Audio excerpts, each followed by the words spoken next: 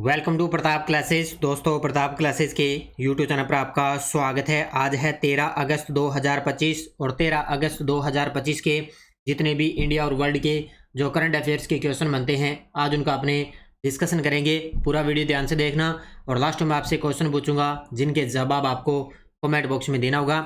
आज अपने पढ़ेंगे एसी अंडर 19 और एसी अंडर 22 बॉक्सिंग चैंपियनशिप 2025 सूर्य द्रोणनाथन 2025 प्रतियोगिता का आयोजन किस राज्य में किया जा रहा है। और सिक्किम ने अम्मा सम्मान दिवस अवसर पर नारी अदालत की शुरुआत की है। इनकी आज हम चर्चा करेंगे पूरे लेटेस्ट न्यूज़ के साथ। डेली आपको सुबह ये करंट अफेयर्स की क्लास आपको मिलती है और ये class Rajasthan police, UPSC, SSGD, bank, railway, video, कोई भी एग्जाम हो सभी के लिए डेली करंट अफेयर्स की क्लास आपको देखनी ही पड़ेगी। करते हैं स्टार्ट। सभी साथी एक बार करेंगे सेशन को लाइक शेयर। सबसे पहले हम करेंगे कल के क्वेश्चनों को रिवाइज। कल हमने पढ़ा अन्नू रानी ने इंटरनेशनल विश्वोमैनिक मेमोरियल में कितनी दूरी तक भाला फेंककर स्वर्ण पदक जीता, तो 62.59 मीटर। प्रधानमंत्री मोदी की सबसे लंबी रूट वाली वंदे भारत ट्रेन का उद्घाटन किया। इस ट्रेन का रूट नागपुर से लेकर पुणे। प्रधानमंत्री मोदी चीन में किस समिट में हिस्सा लेने जा रहे हैं, तो एससीओ समिट जो 31 अगस्त को होगा। प्रधानमंत्री किसान सम्मान निधि योजना के अंतर्गत सबसे अधिक लाभ प्राप्त करने वाले राज्यों में कौन से दो राज्य पहले और दूसरे स्थान पर है, उत्तर प्रदेश और राजस्थान। महाराष्ट्र ने समावेशी शिक्षा के क्षेत्र में कौन सा अभियान शुरू किया जिसका उद्देश्य बौद्धिक विकलांगता छात्रों को और गुणवत्तापूर्ण शिक्षा प्रदान करना, वो है दिशा अभियान। तमिलनाडु के मुख्यमंत्री एमके स्टालिन ने किस नीति को राष्ट्रीय शिक्षा नीति के राज्य विशिष्ट विकल्प के रूप में औपचारिक रूप से जारी किया, वो राज्य शिक्षा नीति।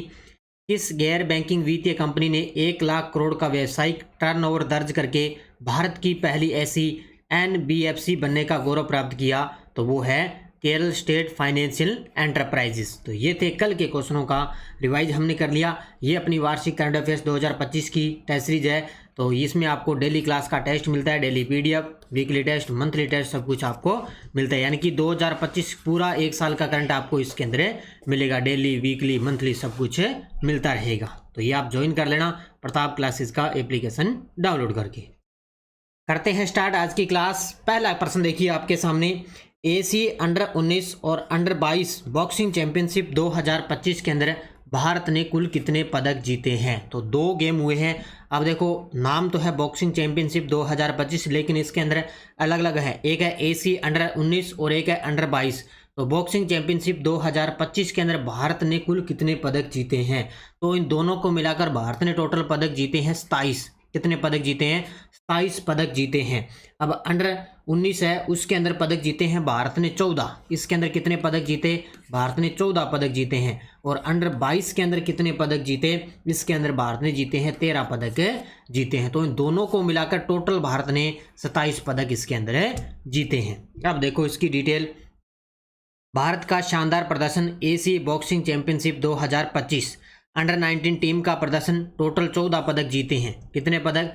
14 पदक, जिसमें से 3 स्वर्ण, 7 रजत और 4 कांस्य पदक जीते हैं। याद रख लेना अच्छे तरीके से, 3 स्वर्ण, 7 रजत और 4 कांस्य पदक। और अंडर 22 टीम के प्रदर्शन में इसके अंदर टोटल जीते हैं 13 पदक। उसके अंदर 14 पदक, इसके अंदर 13 पदक। इसमें से 1 स्वर्ण है, 4 रजत है और 8 कांस्य पदक हैं। टोटल 13 पदक, 1 स्वर्ण, 4 रजत और 8 कांस्य पदक। और महिला 80+ किलोग्राम वर्ग में रितिका ने इसके अंदर स्वर्ण पदक जीता। यानी कि इसके अंदर जो 1 स्वर्ण पदक आया है वो अपनी भारतीय महिला है रितिका, जिन्होंने इसके अंदर स्वर्ण पदक जीता है। इसका आयोजन कहाँ पर हुआ? आयोजन हुआ था बैंकॉक, थाईलैंड के अंदर। टोटल भारत ने कितने पदक जीते? दोनों को मिलाकर 27 पदक जीते हैं। इसके अलावा और खिलाड़ी देखो, यात्री पटेल महिला 57 किलोग्राम में रजत पदक, प्रिया ने महिला 60 किलोग्राम में रजत पदक, नीरज ने पुरुष 75 किलोग्राम में रजत पदक और ईशान कटारिया पुरुष यानी कि 90+ किलोग्राम में रजत पदक जीता है। बाकी इन चारों खिलाड़ियों ने रजत पदक जीता है। हो सकता है एग्जाम में इनका भी आपसे क्वेश्चन पूछा जा सकता है, इनको अच्छे तरीके से पढ़ लेना। तो ये एसी बॉक्सिंग चैंपियनशिप 2025। सूर्य द्रोणनाथन 2025 प्रतियोगिता का आयोजन किस राज्य में किया जा रहा है? सूर्य द्रोणनाथन 2025 प्रतियोगिता है, इसका आयोजन अभी चल रहा है। ये स्टार्ट हुआ है 10 अगस्त को। कब से स्टार्ट हुआ? 10 अगस्त को स्टार्ट हुआ। ये 2 चरणों के अंदर चलेगा, ठीक है। पहला चरण इसका 10 से लेकर 15 अगस्त तक चलेगा और दूसरा चरण होगा इसका 20 से लेकर 24 अगस्त तक, ठीक है। 2 चरणों में होगा। और इस प्रतियोगिता का आयोजन कहाँ पर चल रहा है? हिमाचल प्रदेश के अंदर। कहाँ पर चल रहा है? Option number B, Himachal Pradesh. देखो डिटेल, सूर्य द्रोणनाथन 2025 आयोजक है इसका भारतीय सेना की एक तो सूर्य कमान और एक है ड्रोन फेडरेशन ऑफ इंडिया। इन दोनों के द्वारा इसका आयोजन किया जा रहा है। कहाँ पर है? स्थान हिमाचल प्रदेश, स्पीति घाटी, सुमडो। ऊंचाई लगभग है 10,700 फीट। देश के सबसे ऊंचे ड्रोन बाधा कोर्स में से एक है। इस प्रतियोगिता का आयोजन हो रहा है लगभग 10,700 फीट की ऊंचाई पर इसका आयोजन हो रहा है।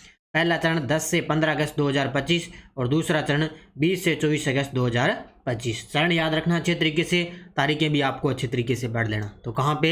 हिमाचल प्रदेश। भारत का पहला ड्रोन और एआई आधारित क्लाउड सीडिंग पायलट प्रोजेक्ट कहाँ चलाया जा रहा है? ये देखो आपके सामने तस्वीर में। हालांकि वैसे आपने ये क्वेश्चन अच्छे तरीके से आपने पढ़ लिया होगा, लेकिन फिर भी अपने पूरी डिटेल के माध्यम से और पढ़ेंगे। तो भारत का पहला ड्रोन और एआई आधारित क्लाउड सीडिंग जो पायलट प्रोजेक्ट है, ये कहाँ पर चल रहा है? ये चल रहा है जयपुर के रामगढ़ बांध क्षेत्र में। कहाँ पर? जयपुर के रामगढ़ बांध क्षेत्र में। इसके बारे में पूरी डिटेल देखो। भारत में पहली बार क्लाउड सीडिंग तकनीक का उपयोग कृत्रिम वर्षा, ये याद रखना, कृत्रिम वर्षा, ड्रोन और कृत्रिम बुद्धिमत्ता एआई से सुसज्जित क्लाउड सीडिंग तकनीक का उपयोग कृत्रिम वर्षा कराने के लिए किया जा रहा है। किसके लिए? कृत्रिम वर्षा कराने के लिए इस क्लाउड सीडिंग का उपयोग किया जा रहा है। पायलट प्रोजेक्ट का उद्देश्य 129 वर्ष पुराने रामगढ़ बांध को पुनर्जीवित करना, जो पिछले 2 दशकों से सूखा पड़ा है। तो जयपुर के अंदर जो रामगढ़ बांध है ना, ये लगभग 129 वर्ष पुराना है। पुराने इसमें क्या है, उसको दोबारा पुनर्जीवित करना। ये 2 दशकों से सूखा पड़ा है, पानी की कमी है। जलाशय 1981 के बाद यहाँ पूरी तरह क्षमता नहीं भर पाया है। और ये कहाँ पे? जयपुर स्थित रामगढ़ क्षेत्र में।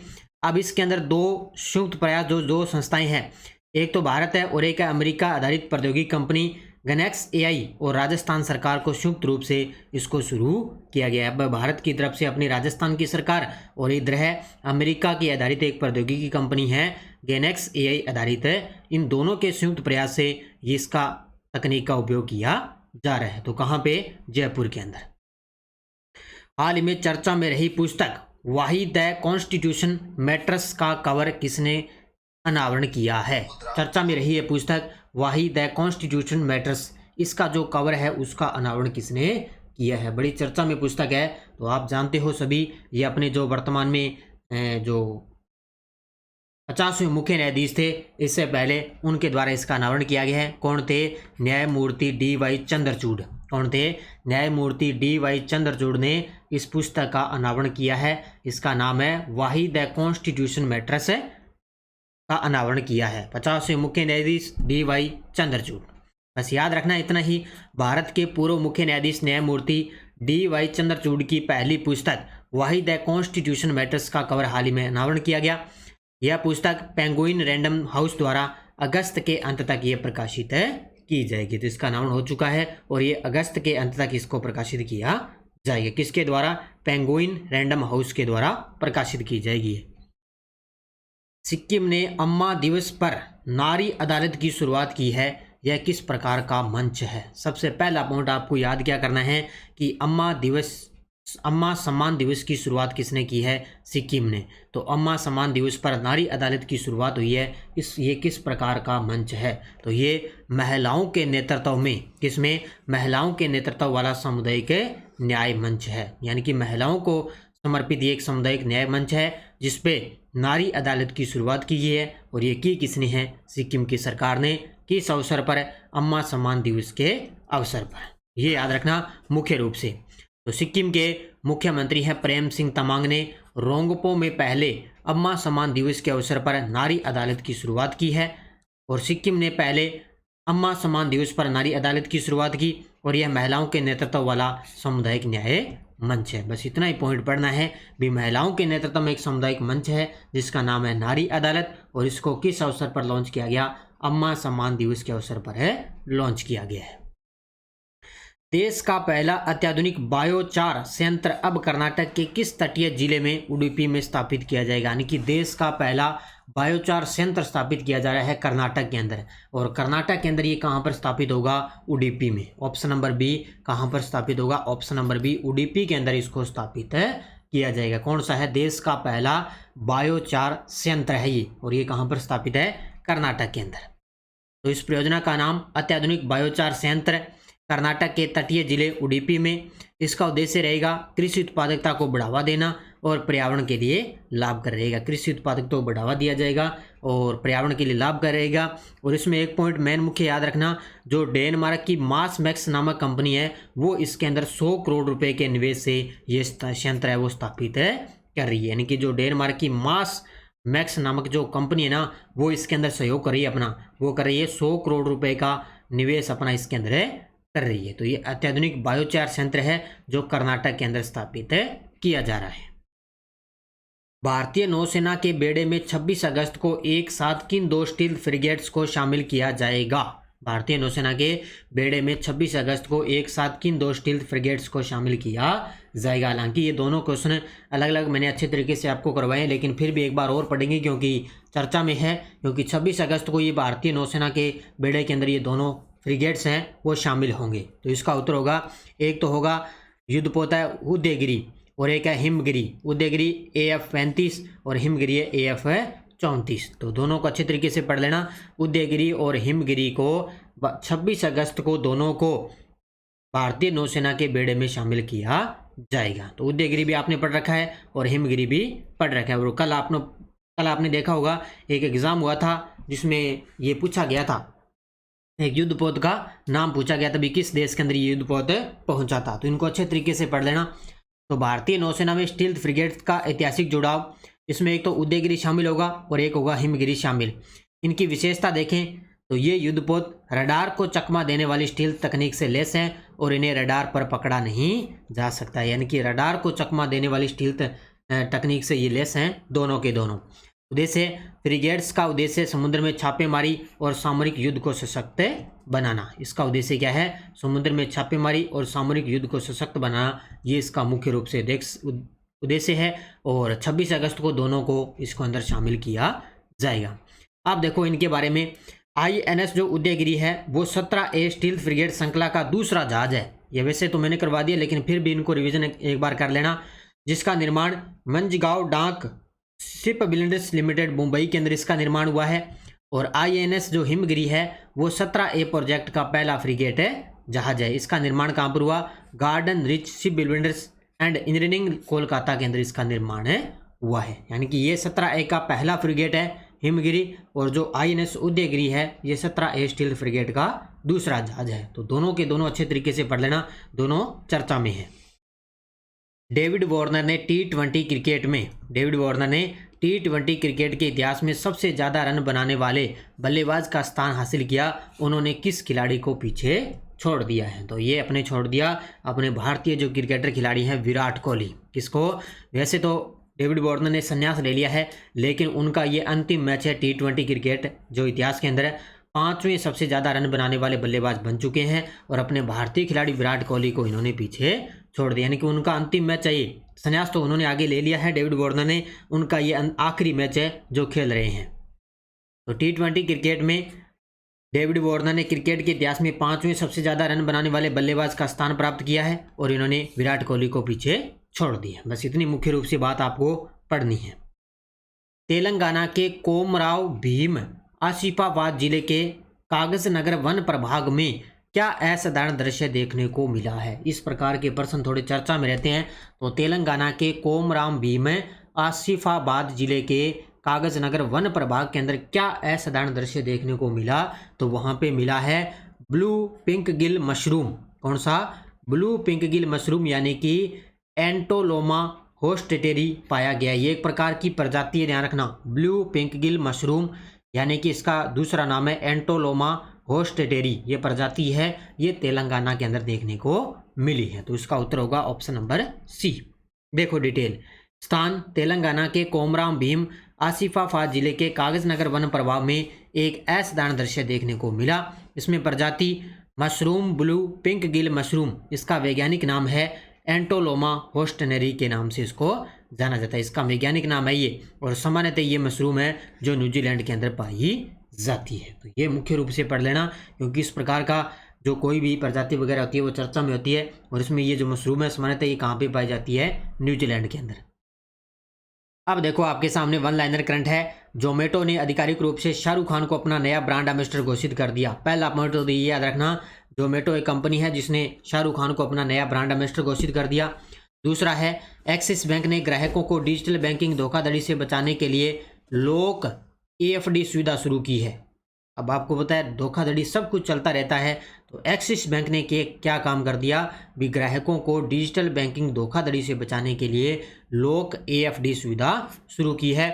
और फ्रांस, UK, कनाडा के बाद ऑस्ट्रेलिया भी फिलिस्तीन को राज्य की मान्यता देने जा रहा है। पहले फ्रांस, उसके बाद में UK, फिर कनाडा, और अब ऑस्ट्रेलिया का भी नंबर आ चुका है जो फिलिस्तीन को राज्य की एक मान्यता देने जा रहा है। तो इसको अच्छे तरीके से पढ़ लेना, तीनों के तीनों वन लाइनर बढ़िया तरीके से। और ये टेलीग्राम ग्रुप है कोई सूचना, और ये देखो कल जो मत्स्य जो विभाग का वो पेपर हुआ था उसके अंदर ये देखो इंडिया वर्ल्ड के कल मैंने टेलीग्राम पर डाले, इस प्रकार के प्रश्न आपको देखने को मिले थे। और ये देखो कल 5 उत्कृष्टता वाला केंद्र वाला प्रधानमंत्री वाला प्रश्न आया था, और ये देखो अच्छे तरीके से करवाया, चेन्नई, लुधियाना, कानपुर, हैदराबाद, भुवनेश्वर, तो सब डिटेल आपको टेलीग्राम पे मिलती है। इसलिए आप टेलीग्राम ज्वाइन किया करो ताकि कोई भी एग्जाम हो उसमें आपको पूरी डिटेल मिलती है। तो यहाँ पे ज्वाइन कर लिया करो ताकि आपको अच्छे तरीके से एग्जाम में करंट के किस प्रकार के प्रश्न आ रहे हैं, कौन से महीने के प्रश्न आ रहे हैं, सब कुछ आपको पता लगता है। तो टेलीग्राम आप जरूर ज्वाइन करें, वीडियो के डिस्क्रिप्शन में भी टेलीग्राम का लिंक है, वहाँ से भी आप ज्वाइन कर सकते हो। पिछले वीडियो का क्वेश्चन क्या था, MS स्वामीनाथन पुरस्कार के पहले प्राप्तकर्ता कौन है, वो है डॉक्टर अरे नारे। कौन है, डॉक्टर अरे नारे, ये MS स्वामीनाथन पुरस्कार के पहले प्राप्तकर्ता हैं, और अभी हाल ही में मोदी जी ने इस पुरस्कार की शुरुआत की। कहाँ के रहने वाले हैं, नाइजीरिया के रहने वाले हैं।